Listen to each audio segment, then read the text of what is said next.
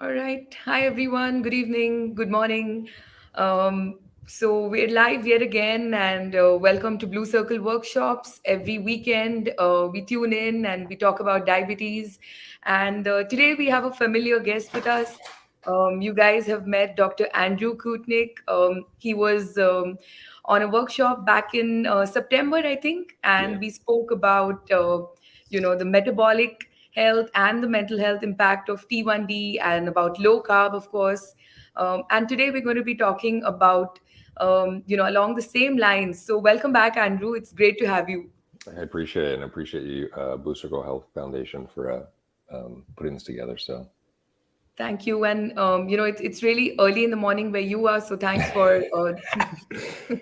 it's a little early. Yeah, I was saying before we officially went live that we had daylight savings time, and got on. I was like, I wonder if I should double check to make sure that I'm not totally off of my time. And I was totally off of my time. So I'm glad I checked. Awesome. So, what's the time like? Is it 7:30? It's currently 6:30 in the morning here, which is Oh, not too wow. bad. Uh, I get up pretty early ever since I have two young sons, so the rules have changed for me, um, and just a little assistance once in a while. So it's all good. I actually really like early starts. Thank you. We really appreciate it. I mean, I thought 7:30 was early, but 6:30 is just wow. I used to have like when our first son was less than 1 years old. I used to wake up like 2:30, 3:30 in the morning regularly. Wow. So probably not the best thing in the world, but it didn't really feel weird. It just felt normal. It just felt like I wake up and you. So, but I was certainly probably not getting what would be termed ideal levels of sleep. So, Yeah.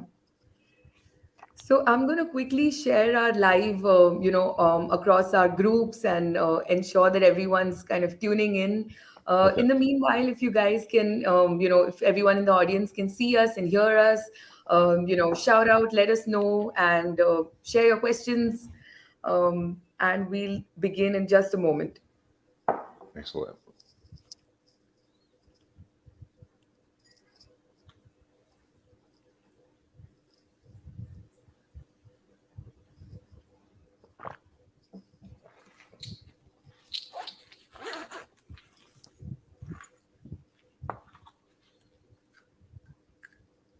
And you guys recently just reached 12,000 followers, correct? Yes, Blue Circle Foundation for Diabetes. correct. That's amazing. How long was that journey? Um, a little over 3 years. Yeah, Yeah. So that's I awesome. mean, lots of diabetics here in India. So I think 12,000 is still relatively a small number that way. Yeah. Um, but we do hope that a lot of people sort of, you know, uh, connect with the community. And I think some of the best learning I've had personally has also been through the online community. I Yeah. discovered Bernstein accidentally online, and so it's incredible the power that communities hold. I truly believe that I was on a webinar with as a patient with other Yeah. patients, and it was interesting. One of the other patients said that I think you should join a community once you get diabetes. I think you should join a community that allows you to connect with other people who are dealing with what you're dealing with. And then if you want to even go further, for example, if you wanted to learn more about a technology or a diet, funneling into a community that has done that before is they were saying I think it's important. And I went a step further and said I think that's actually probably the most important thing you could do.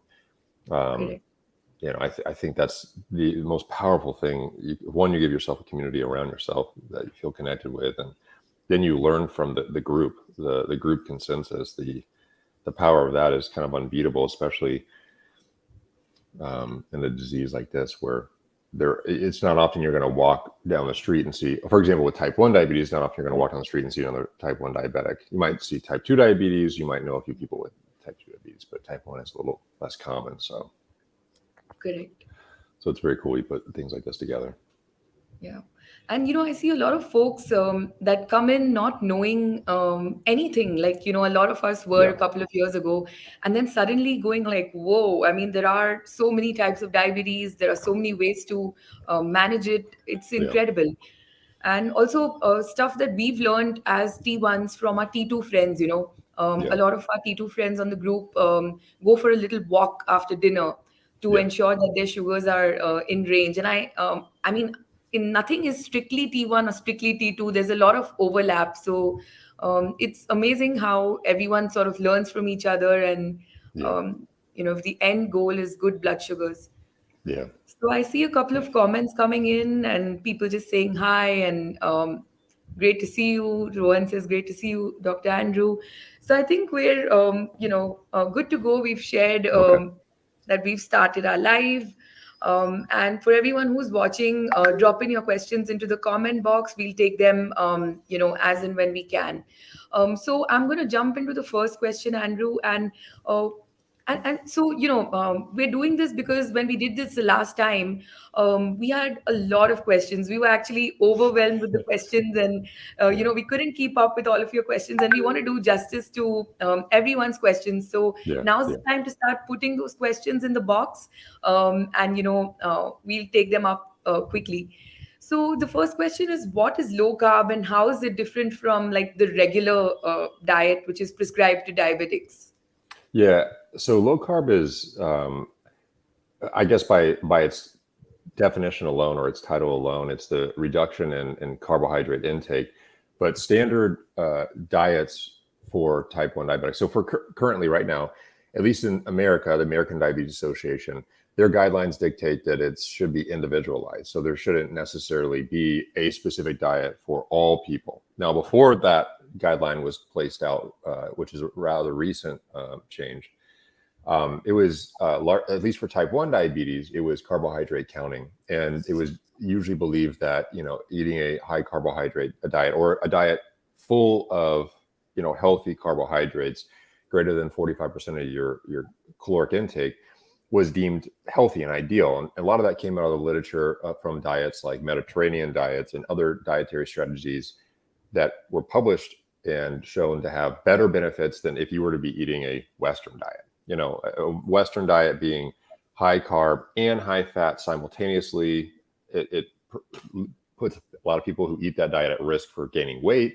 Once you gain weight, risk for diabetes and other diseases goes dramatically up. So a low carb diet is just the reduction in carbohydrates below that level.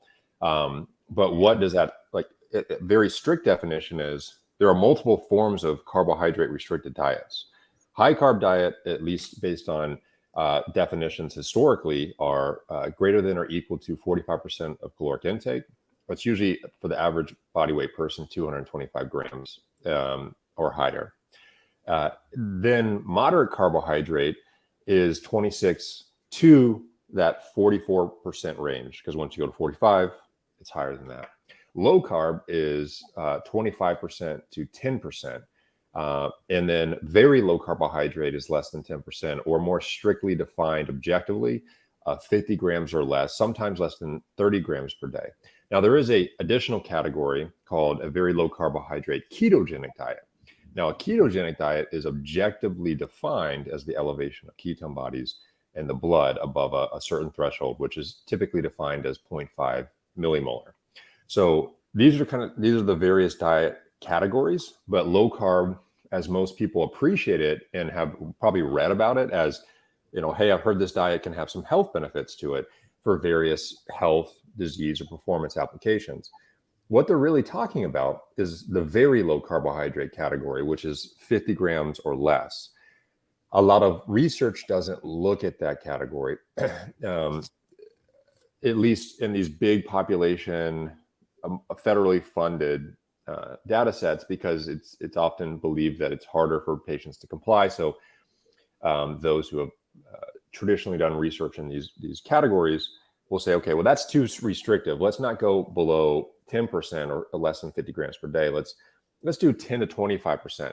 But what's often not appreciated when they do that is that once you get above 10% kcals of caloric intake and above, the metabolic changes or the metabolic physiology is uncertain.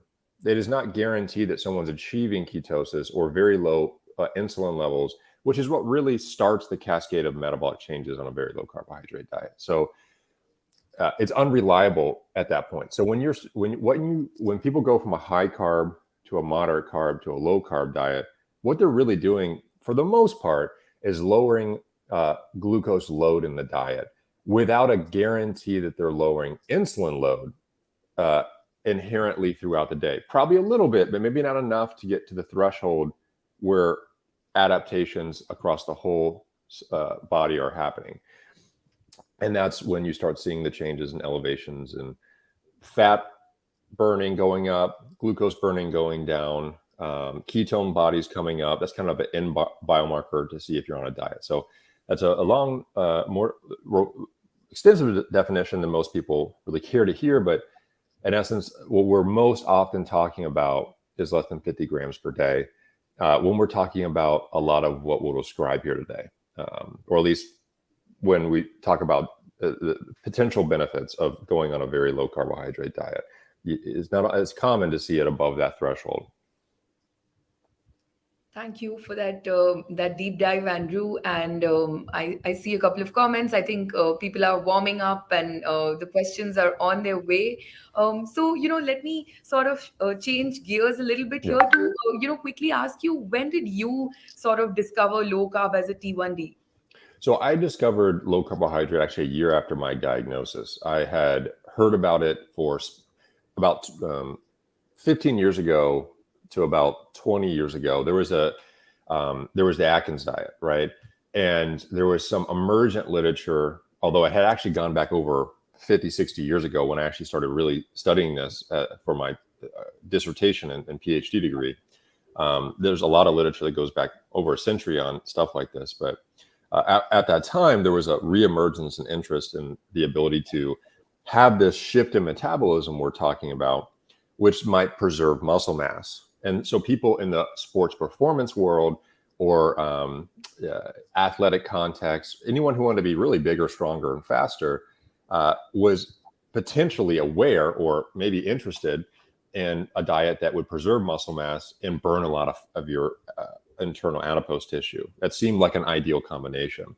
So at that time, I was much less knowledgeable on the topic. I think a lot of the information that was out there was not necessarily in the context of reality, but it at that point, I didn't know any better, and I was like, "This sounds amazing. Let me try it." And when I tried it, at that time I had just been diagnosed with type 1 diabetes, and I walked it, or diagnosed a year prior, and I walked into my doctor's office, and 3 months later, I had a 5.6 HbA1c, and that was a non-diabetic HbA1c. So my doctor was obviously surprised, asked me what I was doing, and that obviously made me think, okay, I'm doing something special here. If he's saying he's essentially never seen these type of numbers reliably in his office before, I must be doing something different. So it was actually not necessarily because I thought, oh, I want to get these amazing blood sugars, because at that time it wasn't really a well-known phenomenon. The idea of what you hear about today and how popular it is in social media, that wasn't there at that time. So I came across it from a sports athletic context, and I had not even appreciated it from the blood sugar control. I had 3 months later walked into a doctor's office and found out, oh, wow, your blood sugar control is so good that by definition, you're not even fitting into the disease category anymore. So obviously I still had the disease, but I wasn't there. So that's how I kind of stumbled into this, and have ever since have really been really trying to understand and appreciate from a research and beyond, how do we apply diets? Because anyone who's done a diet, if you really stick to it and make healthy changes, you can see robust changes in your health and your daily experience. If you have a disease, it might have an effect there as well, and other categories. So I really wanted to appreciate my life journey from that point forward was, I want to understand how we apply lifestyle, because oftentimes it's much more powerful than traditional medicine is for improving overall health and sometimes preventing or managing disease. So I was fascinated by that. And ever since then, here I am. So I haven't really looked back. That's a really powerful statement right there, to be able to focus on lifestyle rather than traditional medicine. And I think what often happens with T1D is that the focus is so much on eat whatever you want and bolus, that, we really, I feel like I really feel regret for all of the years that I wasted not knowing about low carb, So, and it's incredible how our everyone's journeys, we accidentally kind of stumble into, if I could say so, discovering low carb or a different way of managing. For me, a couple of years ago, it was over 20 years with T1D at that point, Yeah. and I'd gone for my annual eye examination. And the doctor says, you have some spots on your retina. And I Yeah. freaked out. Yeah. I mean, I was just like, this is not okay. I need to know how to fix it. Yeah. And at that point, well, I've had some crazy roller coasters over the years, but back when my there were spots on my retina, my A1C was around 6, which is, well, Yeah. most doctors would say it's very good. Yep. So I was very disappointed, and I Yeah. wasn't happy. I mean, here I am trying to manage my sugars, and it's Yeah. supposedly good. And why do I have these spots? Am I going to go blind? That was, finally what was in my mind. So when I got home and my pupils were not as dilated as they were in the morning, I started looking up the internet. I started going crazy, and that's how I kind of accidentally Yeah. discovered low carb and Dr. Bernstein. And Yeah. so the next year, the year after that, I went back to the doctor with an A1C of 5.2, and the spots on my Awesome. retina had vanished. And That's cool. That's yeah, awesome. and then the doctor's like, I don't know what you're doing, and but you need to keep doing it. And Yeah. you've sort of reversed early stage diabetic retinopathy, Yeah. non-proliferative, I suppose. So so Yeah. that's kind of why I feel so passionately about low carb and managing blood sugars. Yeah. But I would love to comment on that for 1 second. To appreciate, and you said was it 20 years you've had diabetes for 20 years, or was it 20 years post diagnosis you found out you had early signs of uh, what would eventually be for most diabetics progressive retinopathy? Where were you in that stage when you found out post diagnosis? Were you 10 years out? Were you 15, or were you 20 years out when you found out? I was 20 years out, and Yeah. now I'm 27 years out. Yeah. But at the point where I was about 20 years out is when the spots came in. So that's really important to appreciate. So up to about a decade to 2 decades ago, it was expected that most type 1 diabetics, that within 2 decades, so 20 years, right, when you're talking about, that almost 100%, so between 80 and 100% based on historical literature, type 1 diabetics were going to show signs of retinopathy. And that over the years, most would get diagnosed. And so like fully, and we're talking about a lot of kids at one point. So originally it was appreciated that most type 1 diabetics would get diagnosed in youth, and that number has actually started to shift up right above around, I think, 30 range, I think, at this age, at least based on some literature. Some would disagree and say it's lower. Either way, depending on what study you look at. But nonetheless, it was, if you get diagnosed in your youth, which a lot of people do with type 1 diabetes, it was deemed a childhood disease for decades. In your mid 30s, 40s, you're going to have the early signs of microvascular disease. And that was expected. It wasn't like, okay, maybe this will happen if you do or don't do things well. It was expected. So what your story is very, very powerful, because there is no literature on someone doing a very low carbohydrate diet and reversing microvascular disease. Some people would be like, oh my gosh, like, if we have a therapy that would reverse microvascular complications, which is the most common complication for type 1 diabetes, that would be mind blowing. It would be unbelievable to consider that. And what's really interesting about your story is you are hitting remarkable numbers. The current guidelines, like right now, the current guidelines, and they're stricter than they've ever been, is everyone should get less than 7% HbA1c.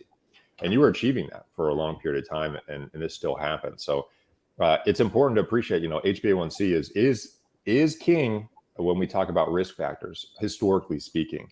A lot of people are starting to look at time and range and other values, but what should just keep in mind for those who have type 1 diabetes, that all these are signs of, one central focus, which is glucose control and getting the best glucose control. Because really what's happening for you and I and the people with type 1 diabetes when they get diagnosed is the only thing that's really different is you had your immune system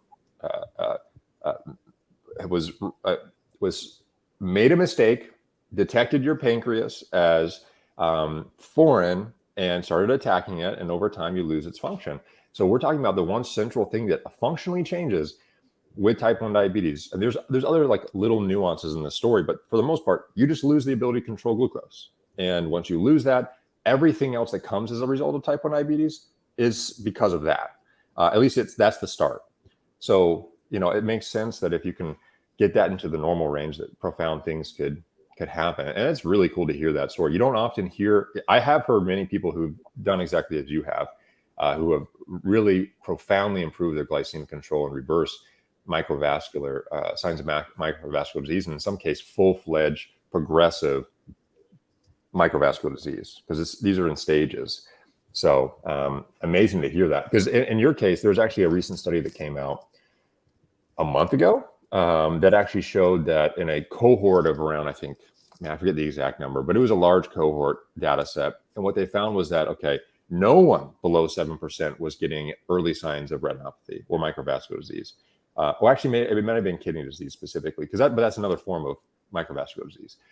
But that as you started creeping up, it was the risk was going up in a dose-dependent manner. And what's interesting to hear is if you go above normal, you could assume there's going to be some level of risk for any of these complications. So it's really interesting to hear this story specifically because you represent the ideal control, and you still were developing signs of what we'd expect to see happen on this disease if you don't do something to dramatically improve glycemic control. So.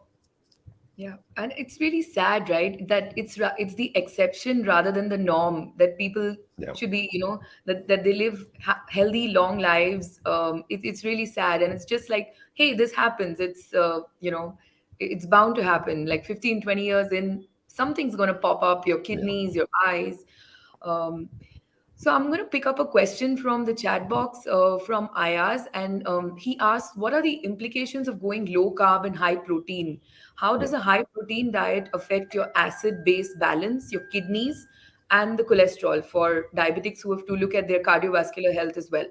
So I will focus on the high protein component first. So the concern with protein around kidney health is there was a hypothesis paper, I think in the 1960s or maybe 1970s, that had described that in rats, they had fed them a high-fat diet, and the rats had showed some signs of kidney stress.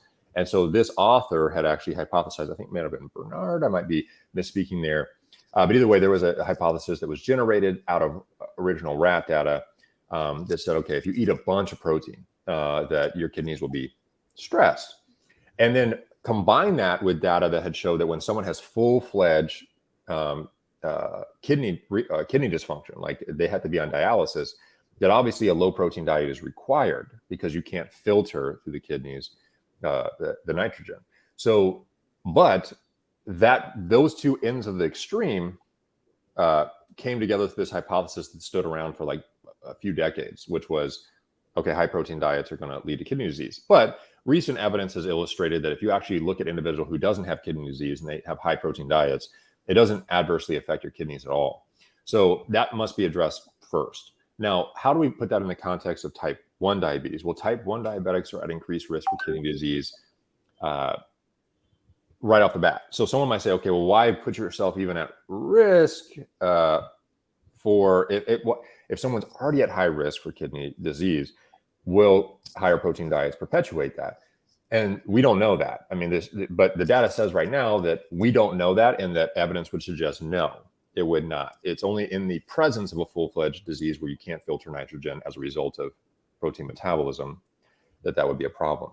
How does that play together with low carb or higher protein diet on a low carb diet?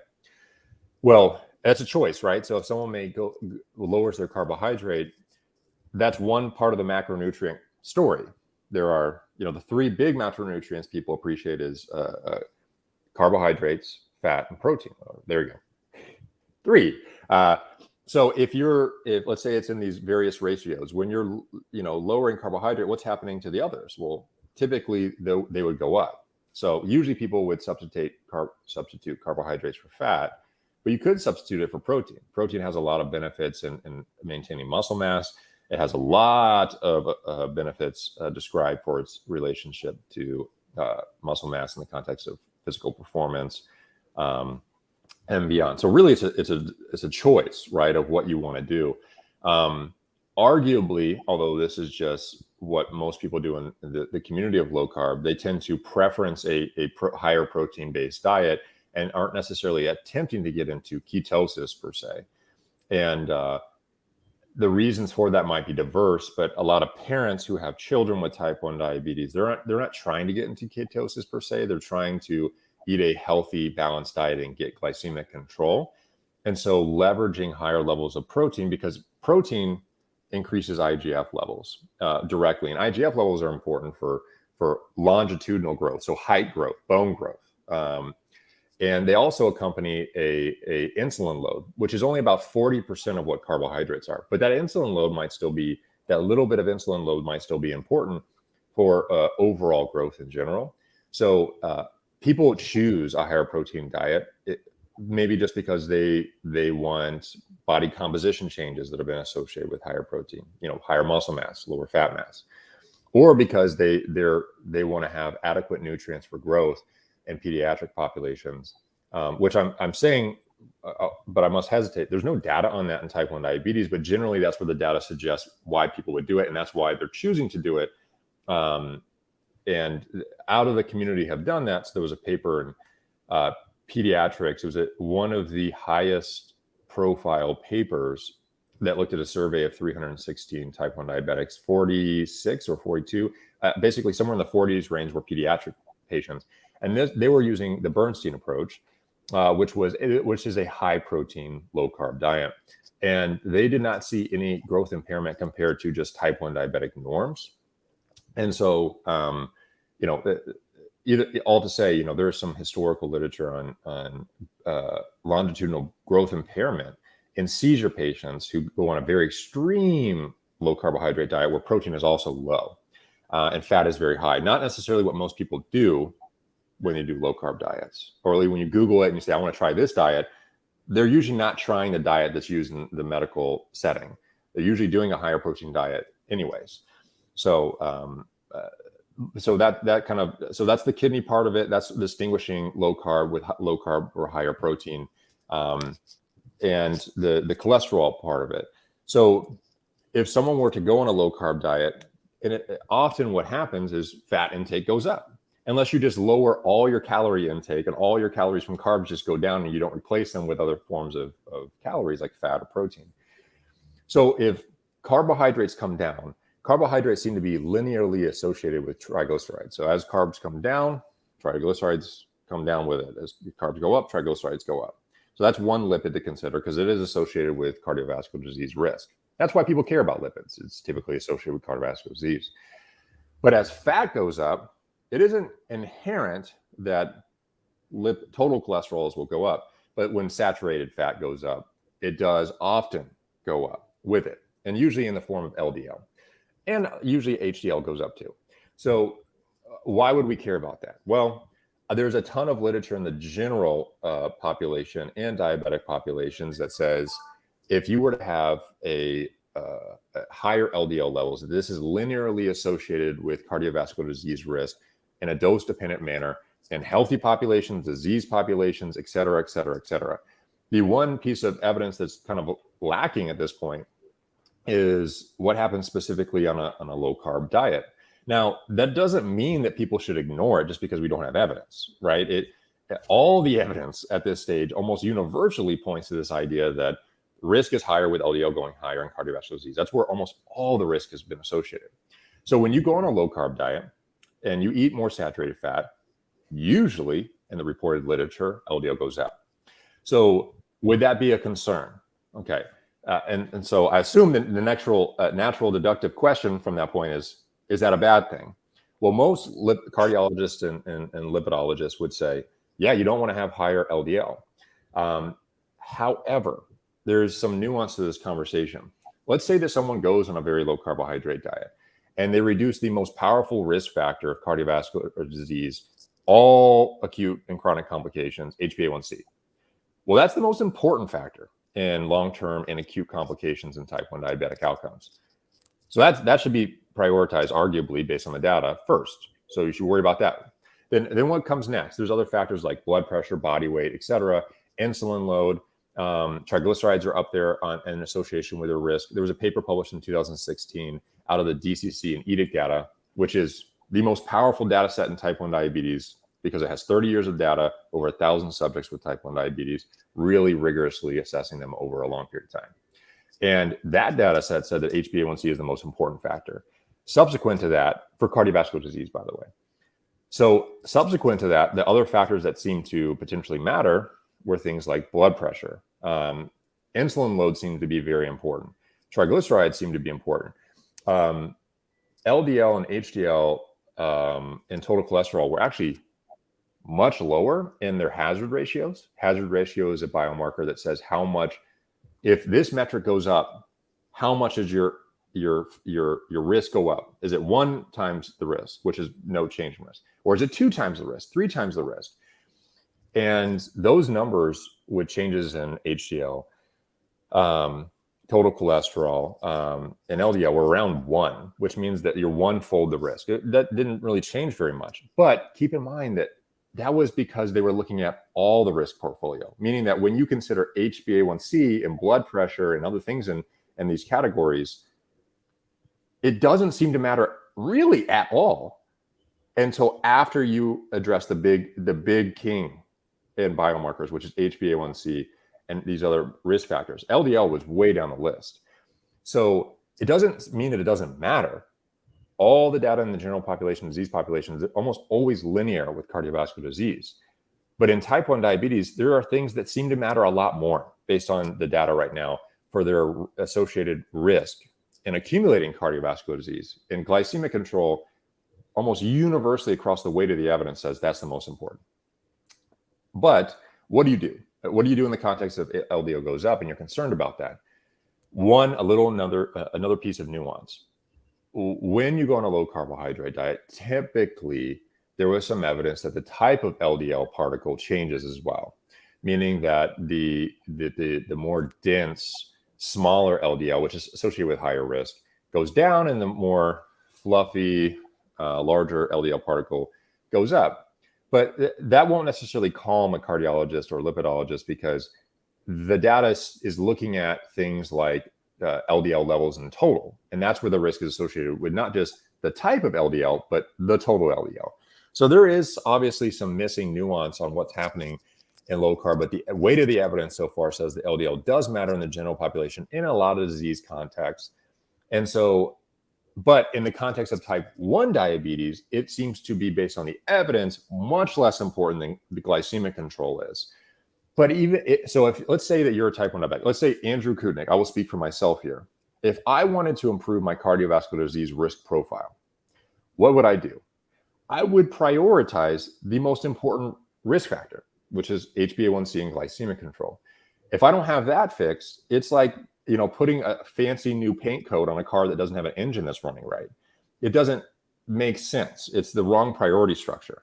So after I address that, after I address things like blood pressure, et cetera, et cetera, et cetera, then once I have all those fixed, maybe I would then focus on, okay, if my LDL is super high, would I want to lower that? That's up to the patient and their healthcare provider to determine how to do that. But if they were concerned about that, there are reliable ways to do that. You can lower your saturated fat intake. Low carb doesn't mean you have to have high saturated fat. You can have monounsaturated fat. You can have plant-based fats. There are other options. You can also, some ways that have been shown a little less reliably, but have been shown to lower cholesterol, things like fiber. You can increase your fiber intake. You could consider drug-based interventions. People get there's a very big controversy at this point, although probably not controversial at all in the cardiologist or lipidologist field, but in the low carb field, it is very controversial, which is statins, et cetera. So there are ways to lower it if it were to go high, but it doesn't seem to be nearly as important as things like glycemic control are. A quick reminder to all our viewers. So this discussion is going to be recorded, and I think some really important points Andrew touched upon. I know I'm going to keep going back and back and forth and watching parts that I want to remember or to sort of make notes on. So it's going to be on our Facebook page, on our Facebook group, and by end of day, it's also going to be on YouTube. So if you want to share this video with someone, or watch it yourself again, please feel free to do that, and also share your questions in the comment box. And if I could reiterate in just like one line, HbA1c is still king. So this is what Andrew said. And the second thing is that everything else, whether it's kidney issues or it's cardiovascular health, really stems out of, are you able to sort of cap your A1C, and everything else follows. So I know a lot of conversation, even on the group, around, how much is too much protein, and am I going to, are my kidneys going to stop working with too much protein? Also important to know, when you eat protein through natural sources, through meat and vegetables and tofu and, whatnot, it's really hard to overeat protein. Right, the human body needs a certain amount of protein, and especially with the Indian diet, which is so rich in carbohydrates, with our, breads and rotis and rice. It's going to be very difficult to overeat protein and sort of impact the kidneys. I'm going to jump into the next question from Krishnan. He says, what is the ideal carb value that we should eat, and what's the ideal food? I was eating low carb, and my sugar at fasting was 60. So I guess he is probably type 2. I mean, I don't know. So let's make so what is the ideal value of low carb?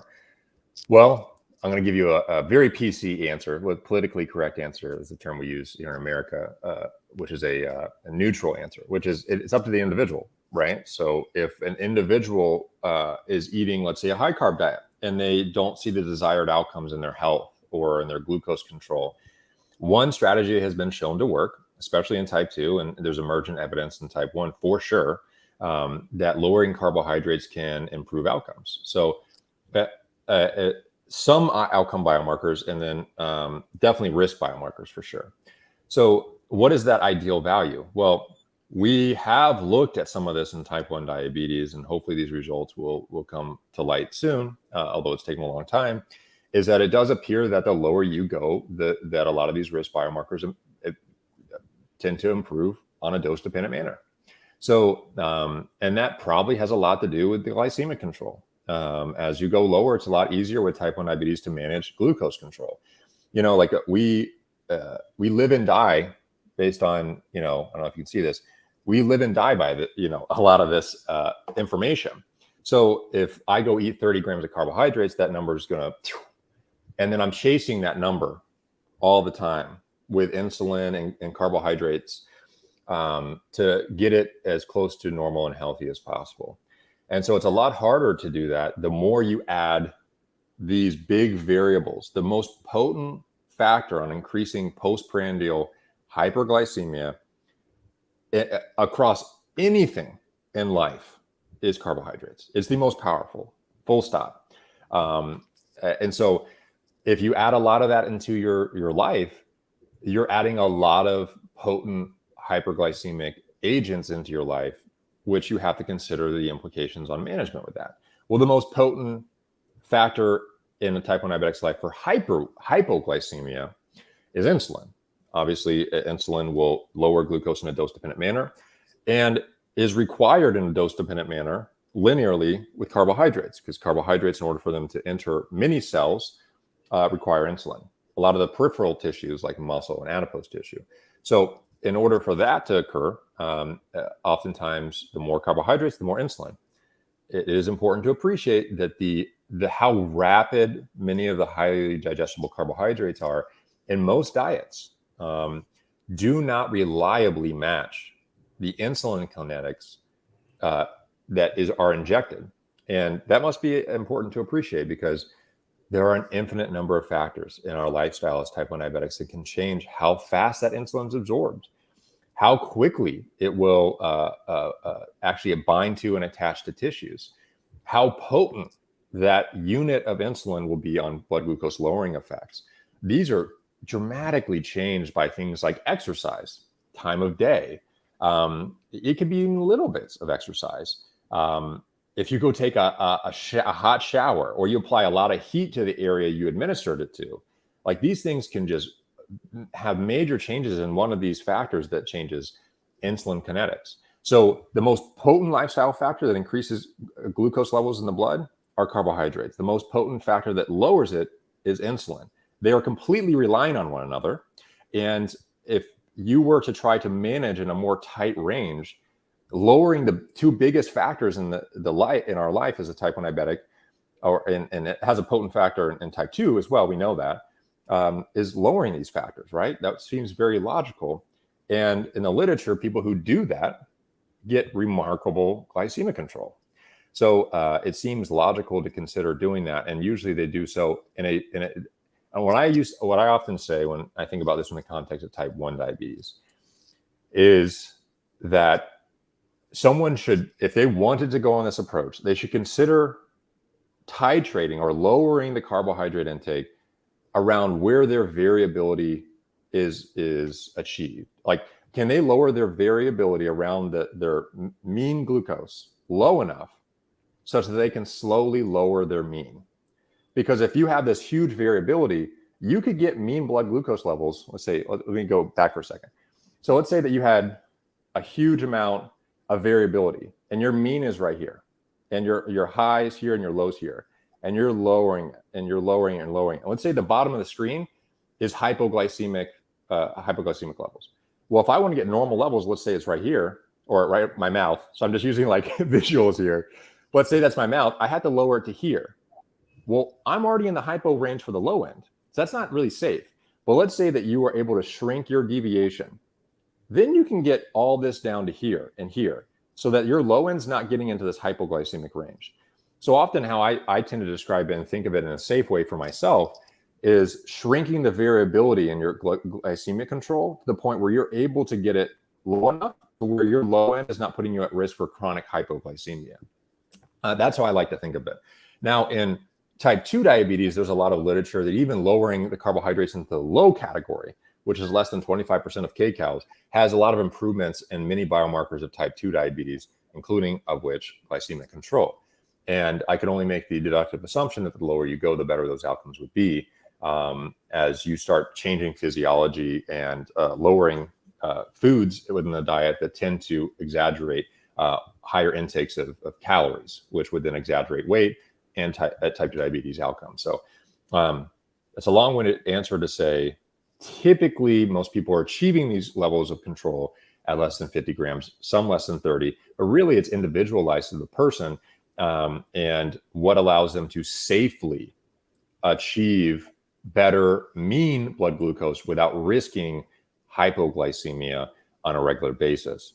And let's say you ate 500 grams of carbs a day and you're able to get a mean blood glucose of 100 with variability less than 20, so you're not putting yourself at risk. That would be amazing. But I don't think that happens very often, if not ever. So, these are tools to allow you to reduce a lot of the factors in the diet that shrink the variability, improve the mean, and do so in a way that reduces the risk on this bottom end here, which is where most endocrinologists, physicians, anyone treating type 2 or type 1 and type 2 diabetes, if you're on insulin lowering medication, this is major risk right here because the risk is very quick for adverse outcomes. So. Got it. I see a comment from Hemant, and he says, "This is a very nice discussion, better than any diabetologist." Um, well, we have some thoughts on that, but so we keep rolling. I see Ayaz's question, and he says, "How much do the genes affect diabetes complications? If my parent had heart disease, does it mean that I will also get it?" Does it mean automatically? Usually, a lot of these gene association studies, the risk is never 100%. So, for example, I have type 1 diabetes. What's the risk my son even gets this disease, which would then exaggerate his risk for cardiovascular disease? I believe it's 1 in 14, or it might be 1 in 20. I forget the exact number, but it's not 100%. It's just way higher than it is in the general population, generally speaking. So there's a lot of inherited risk for things like this, for various diseases and other risk factors. Because when you talk about cardiovascular disease, which is specific to his question, it encompasses many risk factors. Obesity is one, high blood pressure, amongst other risk biomarkers. And in type 1 diabetes and in type 2, HbA1c is arguably one of the biggest risk factors for cardiovascular disease. So all these risk factors are often independent, and then also cumulative if you start stacking them on top of each other. So usually there is some genetic link for sure. Not some. There is a huge genetic link in type 2 diabetes. And so if you have these diseases that place you at risk inherently for then developing what they call a phenotype, or your biology or your physiology is setting you up to have increased risk factors, then yeah, you would be at higher risk, generally speaking, than the general population. But when you talk about risk, it doesn't mean you're getting it. It doesn't mean it's a guarantee. Almost never, sometimes, but very rarely, especially with his question, he or she question that they asked, it is almost never 100%. And there is a huge conversation about genetics versus lifestyle. And we know lifestyle modulates risk dramatically. And we know that you can do very little about who your parents were. So almost all the focus on what you can do, I don't know, it's hard to do this on the screen. There you go. Should be on this side of things, which is the environmental contributions you can do with what you're given over here from your parents. So yes, you are typically at higher risk for things like cardiovascular disease because of independently, but also because your risk for getting the disease in the first place is higher. And in situations like type 2 diabetes, the risk for generic inheritance is massively higher if your parents have it. Some would make extreme statements saying that you're almost guaranteed to get it. But we've done some studies that haven't been published yet that even in very, very, very healthy athletes, competitive athletes who go on a high carb based diet can actually develop signs of glycemic mismanagement. And that lowering carbohydrates appears to potentially modulate some of that risk. So, more to come on that, we'll see. But all to say, to the question asked, it seems like cardiovascular disease, type 2 diabetes, diseases like this, the risk is going to be higher, but your risk doesn't mean guarantees, and you can do a lot about it. And in modulating your risk to improve your odds.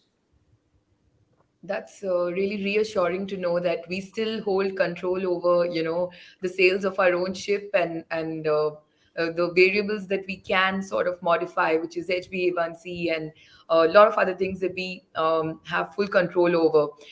So I'm going to now take a question from Shashank. He's T1D, and he says, how do I follow low carb if my profession needs me to travel frequently? Because if I go to different places, that it's not necessary that I always get, something to eat. Yep. So that's a great question. So I know in America that Shashank, I believe, is the person. Yeah, so Shashank. So in America, there are low carb has become very popular. In fact, Google Trends shows that worldwide, it's one of the most popular diets since 2004.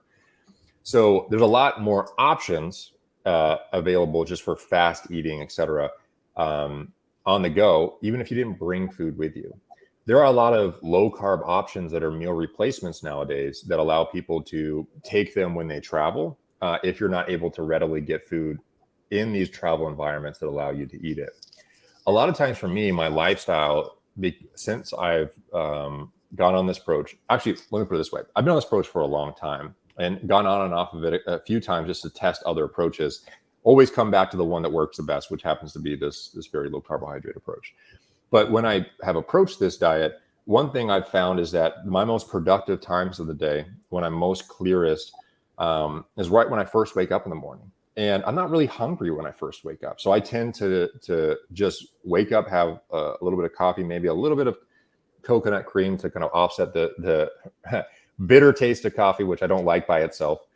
And I just kind of go with my day until I work out. Then I'll eat afterwards, and then I'll eat at dinner. And maybe that changes, maybe that modifies. But to his specific question, you can bring food replacements with you. Those are options. A lot of these are readily available worldwide, or at least to large developed countries. That's one option. There are ways of eliminating things within the diet. So let's say there's meat as a part of it. You can just prioritize having more of that on that food plate and having less of the other food. But you could, knowing that that's going to happen up front, and if you wanted to stick with this approach, bringing some alternative options, things like meal replacement bars or meal replacement foods, bringing like things like nuts and other options that are friendly to your dietary intake approach, your way of eating, and you bring it with you to replace the calories you might not be getting from what's being provided to you. And I have found personally that I'm able to much more easily see food on the plate and say, well, I'm not going to eat that because it doesn't really fit what I want. But I have food available to me. I might have to wait an hour or two before I eat it, or maybe I'll bring it with me and I'll have it when other people are having that food. Because for me personally, if I have a meal that dramatically dysregulates my blood sugar, and I'm in like a work environment, so he's probably traveling because of work, and usually you're not most people who are working require their brain to be working optimally in their work environment. For me, if I do one of these with my blood sugar, it's dramatically different in how I feel mentally, for sure. That's a huge topic in type 1 diabetes. Above 120 milligrams per deciliter, there we go. You're accumulating symptoms of many. So I have to say this carefully, but it's very, very true. Look at the list of symptoms in hyperglycemia and hypoglycemia. And most type 1 diabetics are living their entire life in hyperglycemia. And there are a list of accumulations of fatigue, irritation, irritability, could relieve things like headaches, or a lot of these are mental health symptoms, And so for me, and that also means potential for reduced cognitive performance. Now, the literature is not reliably always showing cognitive decline in hyperglycemia. Hypoglycemia for sure. Like, you don't get away with hypoglycemia very often without cognitive decline, but in type 1 diabetes. But hyperglycemia, the range is 0 to upwards of 10 to 20%, and changes in certain metrics of cognition. So it's important to appreciate that these things matter. And for me, those are priorities. I want to feel good. I want to think optimally. And that's what I prioritize. So if I bring a food replacement, most places I go, I can get food just fine. And I just have to choose what I'm eating from what's readily available. There are some scenarios where the only food provided are things that I don't really want to eat, because that's going to change the way I feel and I won't perform optimally because of it. So I choose not to eat in those environments. And then I bring food in those environments where I can have food replacement that allows me to readily eat those foods on the go when I don't have those options provided to me. Yes, Shashank, I hope that sort of answers your question. And, also pitching in to share what I do when I travel. Most places serve eggs, So you do get your sort of protein intake for the first meal of the day. I choose to have eggs, like almost all of the time. So, eggs you get, you're sorted. Then, maybe most restaurants or hotels would also have like a chicken or a fish option, veggies. So if you really want to make it work, you have to be a little creative sometimes, like Andrew said, a mix of things that you carry, and things that you can pick and choose. So if it's a buffet that you're at, you can pick on the salad, the protein in terms of, I'm not sure whether you eat meat or not, but, if you do, you've got lots of options on most buffets as well. So, and I also see Isha's comment where she suggests, carry a protein shake, which is low carb, and nuts, which is kind of what Andrew said as well. So these are great options to carry along or to deal with when you're traveling. Um, Okay, I see some nice comments from Ayaz and Krishnan. Both of them, they're very, very happy with the explanation and the answers that Andrew has shared, and they both, mentioned that in the comments. The next question is from Rajiv Kaikar. He's been living with type 1 diabetes since the last 61 years. So he's a Wow. veteran. And his question is, what should be the quantum of salt in our diet?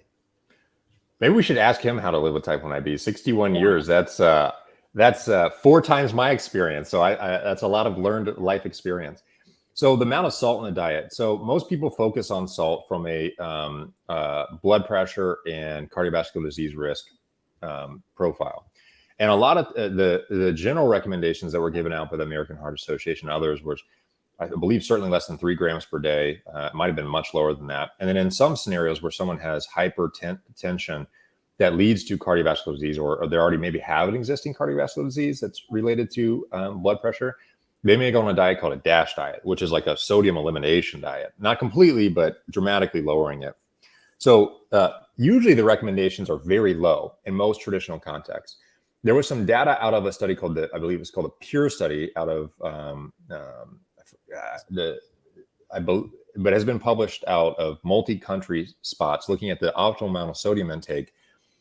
And you have to go back to look at that study. Andrew Mente is the one who led that study analysis, and his Mente. And he's published a lot on what is optimal sodium intake in relation to risk in outcomes.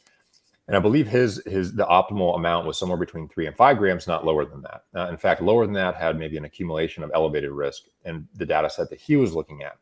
So these rules certainly would appear to change when you go low carb. When you go low carb, there's this, the physiological when you have insulin come down like this, okay, and insulin gets lower and lower and lower and lower, insulin leads to, at the cell level, when insulin attaches to the cell, it brings in sodium and water with it. So you retain more water on a higher carbohydrate diet.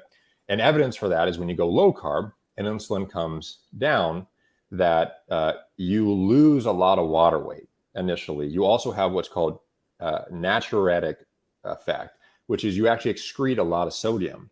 So one thing people have to be careful about is on blood pressure lowering medications, they have to be careful when they go on low carb that their blood pressure doesn't go too low on the approach, because blood pressure and sodium retention goes down dramatically.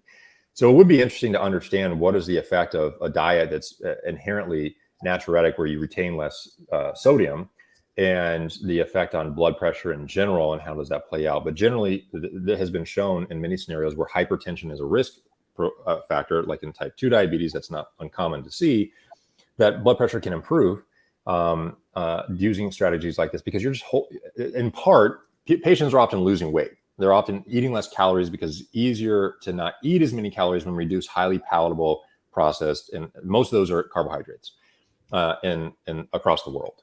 So when you remove those, you have lower insulin, you eat less, you have lower body weight. A lot of these things are naturally going to improve. But specific to this diet, when you have higher carbohydrates and you lower it and lower it and lower it, insulin comes down, you will lose sodium. And losing sodium means that some of the initial effects of going on a ketogenic diet, people can feel fatigued or irritable, etc. That can often be associated it's believed to be associated with the mineral load change. And so people supplement a lot of times when they go on low carb. At least it's highly recommended across a number of studies for performance. So if someone wants to have optimal physical performance and they're going through this adaptation window, arguably you'd want to say supplement a lot of sodium when you're on this approach, because you're losing so much of it, and not having sodium would certainly tend to lead itself to maybe reduce performance in some scenarios. So all to say, the evidence, okay, so in summary, what is said right now is lower sodium is better for cardiovascular disease risk. Emergent evidence from Andrew Mente's group across various large developed countries, looking at hundreds of thousands of people, say that those numbers may not be optimal, and that 3 to 5 grams might be optimal. But these people weren't inherently low carb per se. So what happens in low carb? Well, low carb physiology doesn't necessarily fit in this window. It's this whole different category over here where you lose sodium as a result of lower, as a result of the natriuretic effect of the diet transition. And that often seems to be sustained for some folks. So the rules do change, and you have to kind of individualize that to what makes it sustainable. You know, if you lower the sodium so much, you don't want to be on a diet that's giving you health benefits. Well, don't look at one little speck. Like this shirt, you know, it has pineapples. I don't eat those, but this is an example. So if this little thing got worse, but all these other little things got better, do I throw away the whole diet because of this? No, I work this to make this sustainable to fit all the other things that got better.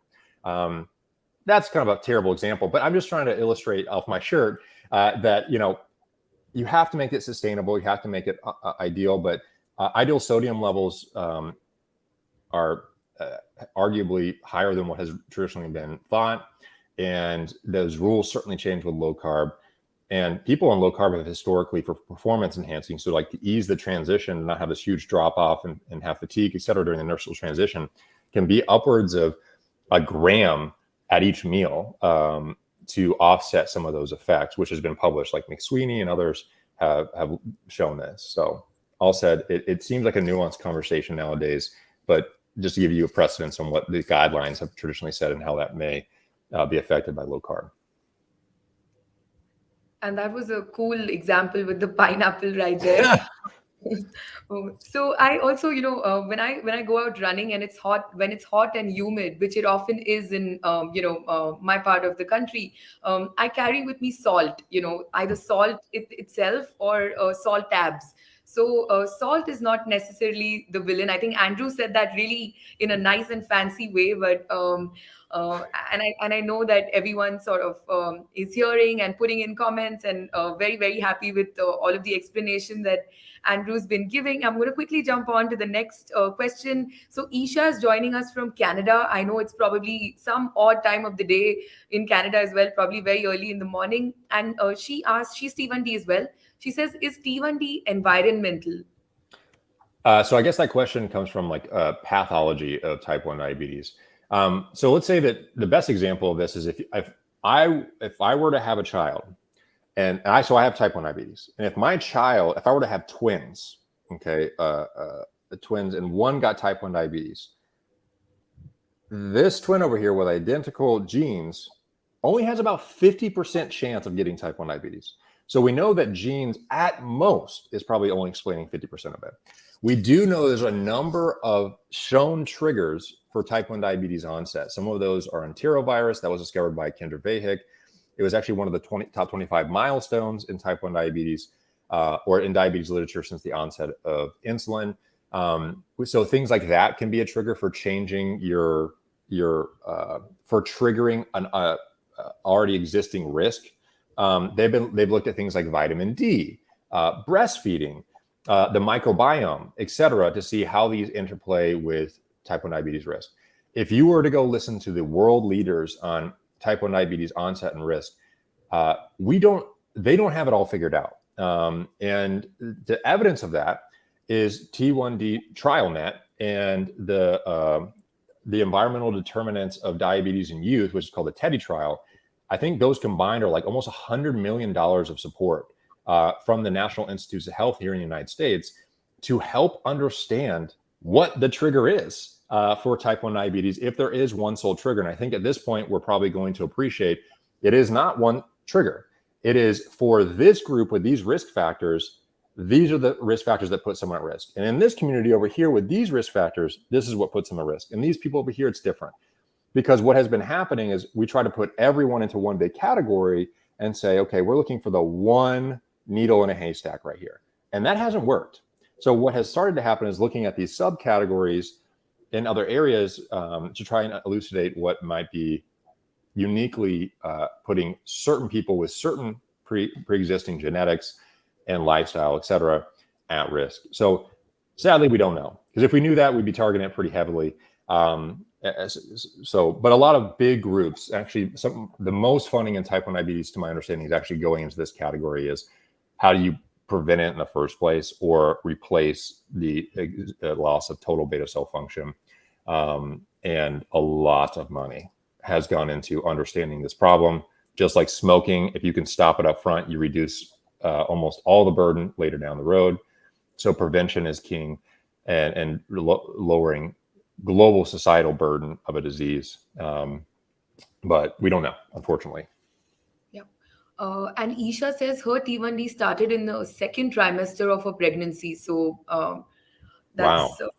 been her experience. So before I take the last question from Rohan, a quick reminder to everyone: Andrew's on Twitter. Have to check out his Twitter handle. Andrew, please tell us your Twitter handle. I think it's A Koutnik, right? Yeah, it's just my first initial and last name. And as noted, I used to hate social media, but I found that it's an incredibly useful platform to help reach individuals who are curious about information. So I've swallowed that and just said, you know what, if I'm going to help as many people as I possibly can, I'll engage and try to minimize the negativity of social media. But it's just let's see, I can't really do there. A and then Koutnik. Yeah.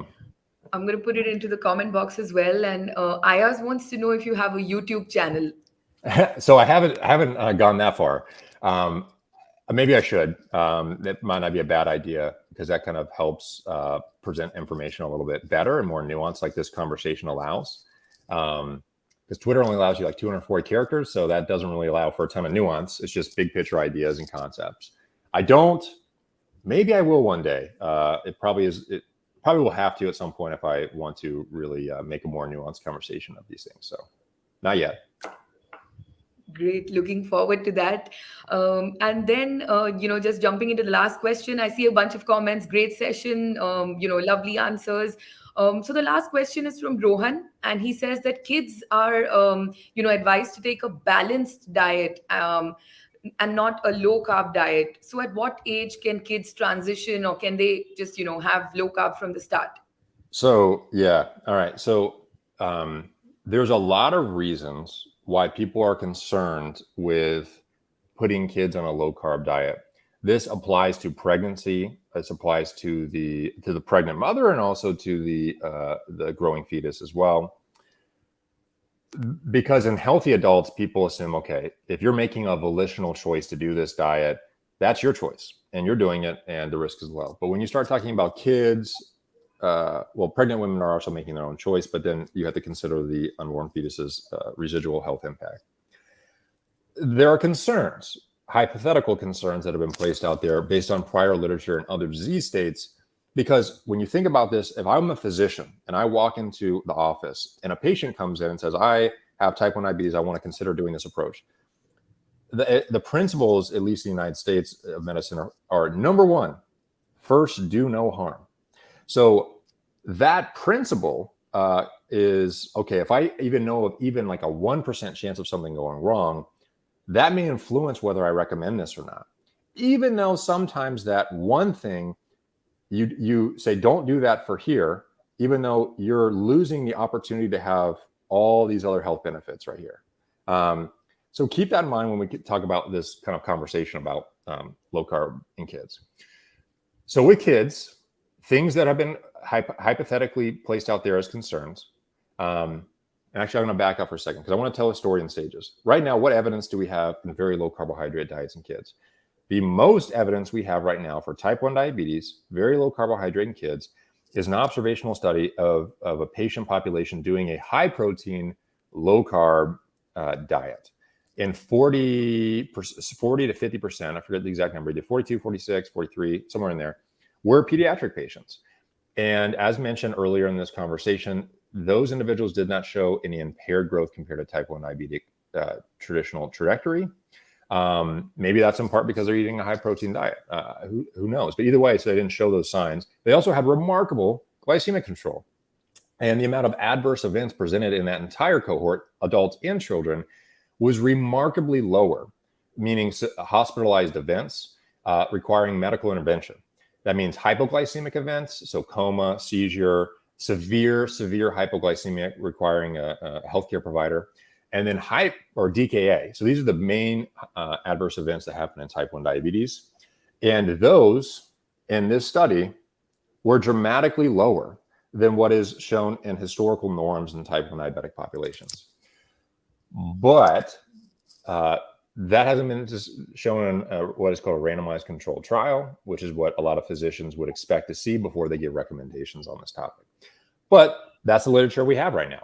That's what we have. That's the evidence we have to look at. And that's what we have to use to make decisions because we don't have other evidence specific to type 1 diabetes. It's the best evidence we have specific to type 1 diabetes. Now, that's in type 1 diabetes using a very low carbohydrate diet. That study was the pediatric paper observational analysis of 316 patients using this approach, almost half of which were children.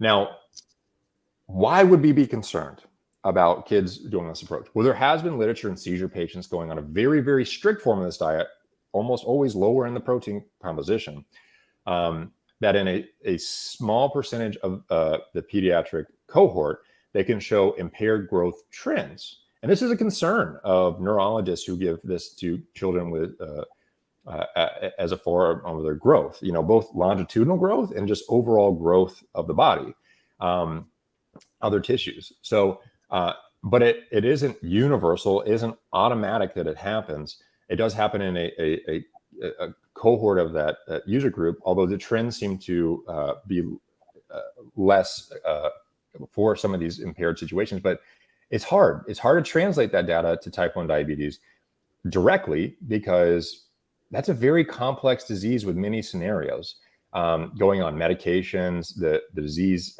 portfolio and what goes into it. They're not one for one. So and there's been only a case report where a group of researchers looked to specifically find if patients were experiencing or using a low carb diet and experiencing adverse events. And what they did is they specifically only surveyed the adverse event community and found that some individuals who, one, calorically restricted, and two, actually stopped taking their insulin on these approaches, which is obviously not a good idea, that they experienced some impairment in growth. But the problem is that when you're eating a poor diet formulation, you're calorically restricting, and then in some cases not even taking your insulin, that's a reliable way to impair growth. You don't have to be type 1 diabetic. If you're a kid and you start calorically restricting or having a poor formulated diet, these are risks for not growing optimally, period. So this isn't unique to type 1 diabetes. But you have to be conscious of these factors. Is the diet well formulated? Is it either eukcaloric, meaning sufficient calories, or allowing for optimal growth? Are you going to have important macronutrients in there that are good for growth, i.e. things like protein, etc.? So at this point, a lot of the concern on growth has come out of other literature in other disease states, not in type 1 diabetes itself. It's important to appreciate that type 1 diabetics have impaired growth trajectory in general. Okay, so most type 1 diabetics, if you look across the trajectory in type 1 diabetes, let's say this is general population growth over time. Oh, this is going to be like impossible to do. Let's do this. This is type 1 diabetes. It's lower. Why is that? Well, some people have said, okay, well, you don't have endogenous insulin production, which is a growth hormone or a growth stimulating hormone. Well, maybe, except that the type 1 diabetes population is getting as overweight and or as obese as the general population. So they're not insulin deficient, that's for sure. You can't be overweight and obese with insulin deficiency. That is not a possibility, right? So that theory might not be a great theory at this point. But we know that things like, there are other risks. We know that glycemic mismanagement in type 1 diabetes has been biochemically linked to impaired growth hormone levels. And so when you have dysregulated glucose levels, it impairs IGF and IGF binding proteins interaction, and that's an important molecule for bone growth. So also protein is one that stimulates IGF, which is important for bone growth. So we know that glycemic control dysregulates this. We know that insulin deficiency isn't an inherent part of type 1 diabetes. It is endogenously, but the overweight and obesity epidemic seems to be coming just as fast in type 1 as it is the general population. So which of those two factors seems more logical? Well, 99% of type 1 diabetics do not have normal glucose control. And abnormal glucose control puts you at risk for impaired growth trajectory.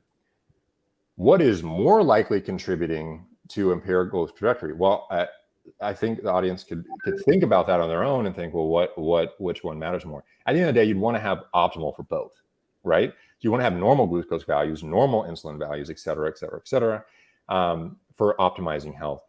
So getting better glucose control, in theory, would lower your risk of impaired growth because of the link between poor glucose control and the biochemistry of growth in children.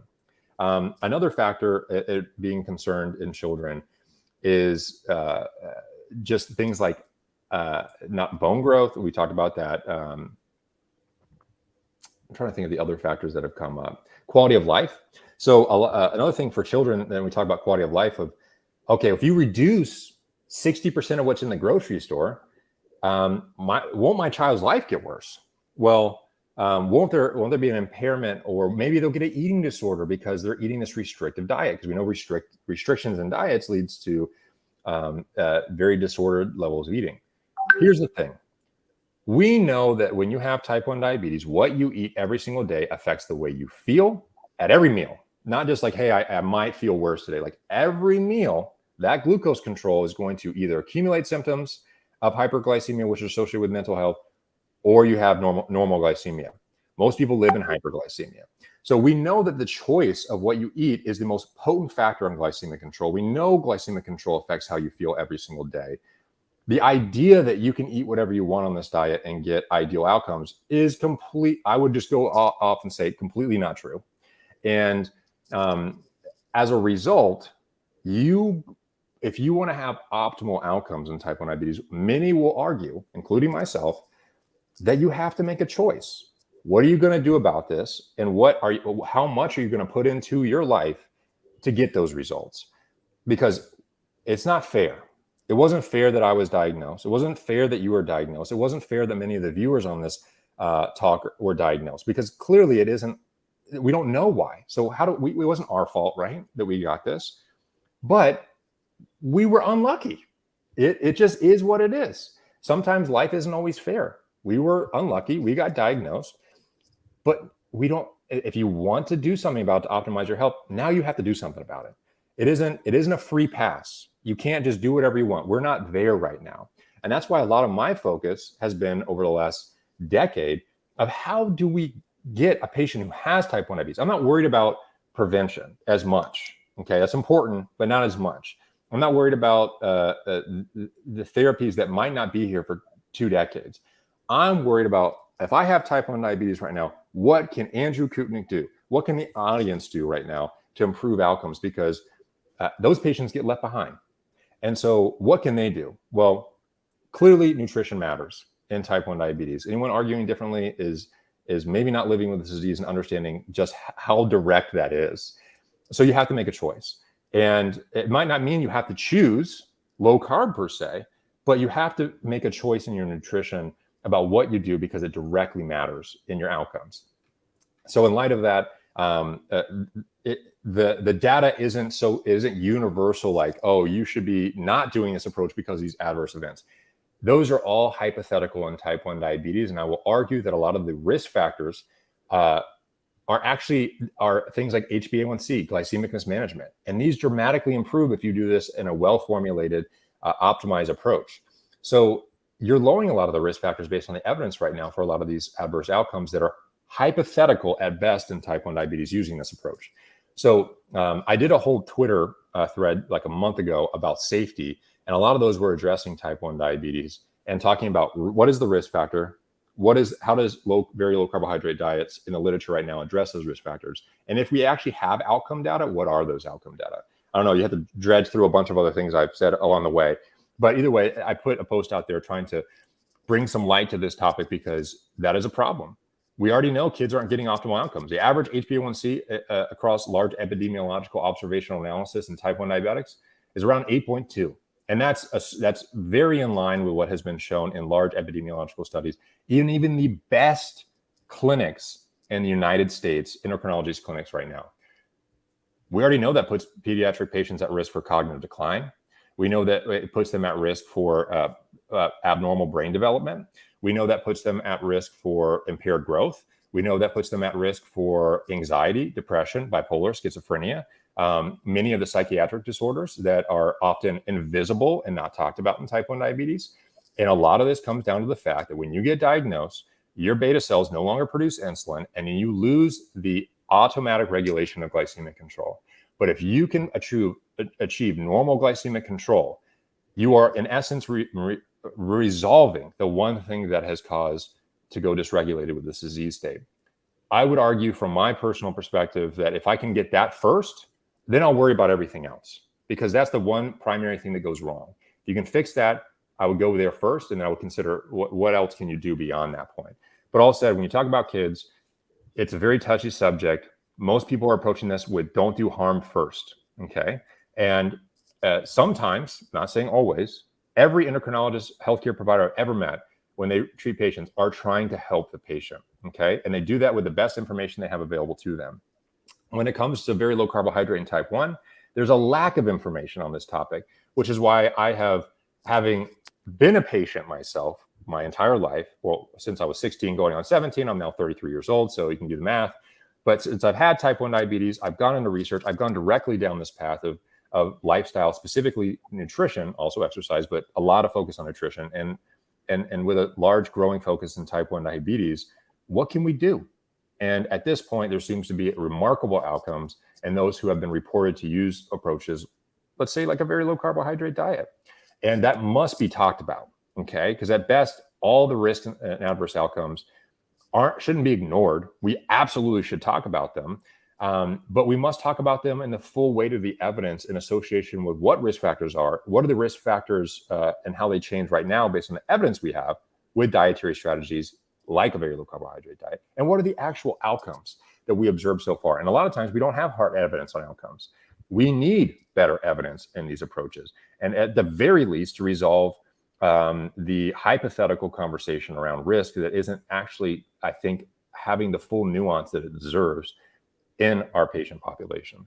So I'll get off the soapbox and just say that's my viewpoint on that. Thank you, Andrew, for saying it as it is, and despite being a touchy topic, Yeah. it's important for people living with type 1 diabetes, whether it's the people themselves or their families, to know what options there are and how best they can manage it. So thank you once again for this wonderful session.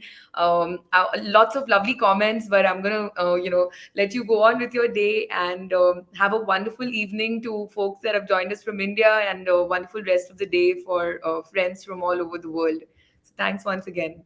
Honor, guys. It was amazing to be here with you guys. Blue Circle Health Diabetes Foundation, big appreciation to what you guys do in trying to help patients with diabetes, type 1 and type 2. So I'm all about trying to improve patient outcomes. I'm a patient. My sons are at high risk for being patients too one day. So I appreciate the whole community. It's a one-of-a-kind community, I will say that. Thanks so much. Okay, see you guys then. Bye bye. Have a good day.